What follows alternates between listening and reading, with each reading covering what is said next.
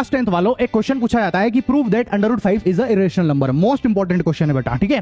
सबसे पहले हमको क्या करना है, इसका जस्ट उल्टा मानना है। हम मानेंगे let √5 is a rational number, है ना। उसके बाद हम क्या लिखेंगे कि अगर √5 रेशनल नंबर है तो इसको हम a/b की फॉर्म में लिख सकते हैं। तो हमने लिख दिया √5 बराबर a/b, है ना, क्योंकि a/b की फॉर्म में लिख रहे हैं तभी होता है ये रेशनल नंबर, ठीक है। हर रेशनल नंबर को लिखा जा सकता है ऐसा।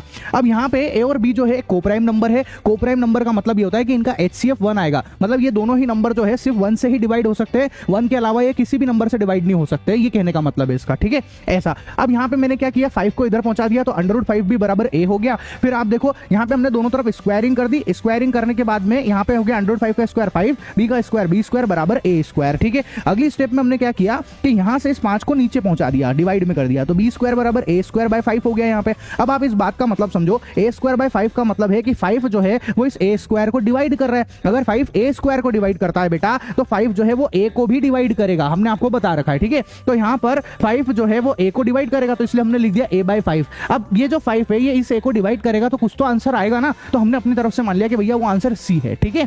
अब अपन ने क्या किया, यहाँ से इस 5 को इधर पहुंचाया तो a बराबर 5c आ गया। अब इस a बराबर 5c को हम इक्वेशन नंबर 1 इसके अंदर डाल देंगे बेटा, ठीक है। जैसे हम a बराबर 5c को यहाँ डालेंगे, देखो आप, तो b स्क्वायर बराबर a स्क्वायर बाय 5 है, तो हमने b स्क्वायर बराबर a की जगह 5c रख दिया, 5c का स्क्वायर बाय 5, 5 का स्क्वायर 25, c का स्क्वायर c स्क्वायर बाय 5। इससे इसको काटेंगे यहाँ पे, तो आप देखो जब ये 5 से 25 को काट रहे हैं हम लोग तो हमारे पास आया b स्क्वायर बराबर 5c स्क्वायर, ठीक है। अब हमने क्या किया, इस 5 को नीचे पहुंचा दिया यहाँ पे, तो b स्क्वायर बाय 5 आ गया, बराबर में c स्क्वायर है। अब इस बात का ये मतलब निकलता है भैया कि यहाँ पर जो है ये 5 इस b स्क्वायर को डिवाइड कर रहा है ना, तो हमने लिख दिया 5 डिवाइड्स b स्क्वायर। तो इसका मतलब ये भी है कि 5 जो है वो b को भी डिवाइड करेगा, है ना। पर ये बात पॉसिबल ही नहीं हो सकती, क्यों? क्योंकि मैंने आपको शुरू में ही बताया था कि a और b जो है एक कोप्राइम नंबर है। कोप्राइम नंबर जो है ऐसे नंबर होते हैं जिनमें जो कि 1 से ही डिवाइड हो सकते हैं। पर आप देखो यहाँ पर, तो यहाँ पर क्या हो रहा है, 5 जो है वो a को भी डिवाइड कर रहा है और 5 जो है वो b को भी डिवाइड कर रहा है, तो ये पॉसिबल नहीं है। इसका मतलब क्या हुआ कि हमने ये जो माना है ना √5 इज अ रेशनल नंबर, ये हमने गलत मान लिया है। तो अगर ये रेशनल नंबर नहीं है तो ये अपने आप क्या हो गया, ये इरेशनल हो गया बेटा, है ना। रील को सेव कर लेना, बहुत काम की, बोर्ड एग्जाम में क्वेश्चन बिल्कुल पूछा जाएगा आपसे।